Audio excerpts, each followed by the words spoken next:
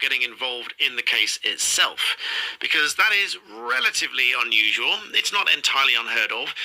There's been claims that this is politically motivated. Now, strictly speaking, it will be a legal involvement for the Solicitor General to get involved to make these contempt applications, and it will do so on that legal basis where there is significant public interest, which generally will outweigh the interests of private parties involved in the original case, and the need to bring these applications for contempt where they see that an individual has so flagrantly breached an order of the court, in this case an injunction. Now, this video is not designed to tell you to agree or disagree. This is to set out really what's happened here, and how and why he's been committed to prison for so long, and how there is one way that Tommy Robinson can reduce the amount of time spent in prison. I'll come back to that in just a moment. Here, green and pink. This bit here where the judge, in respect of the admissions, where Tommy Robinson, through counsel, admitted to contempt of court and confirmed that answer verbally to the judge. The judge said he breached the injunction by publishing a film that he'd made in which he'd repeated the allegations. He published the film on X social media account and by playing it at Trafalgar Square. He also repeated the allegations in published interviews.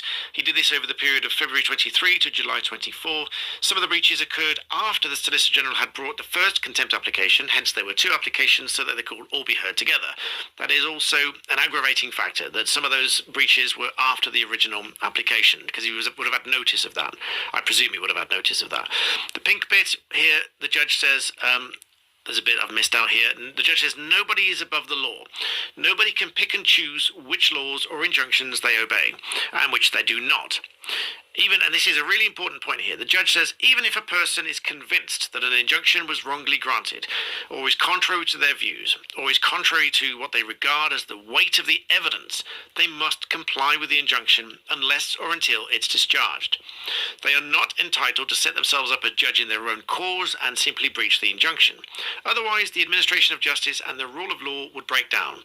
And I'll read the next bit. The judge says it is in the interests of the whole community that court injunctions are obeyed, so that the rights and freedoms that are enjoyed by individuals can be protected and enforced. And of course, one of the mechanisms for that is an injunction.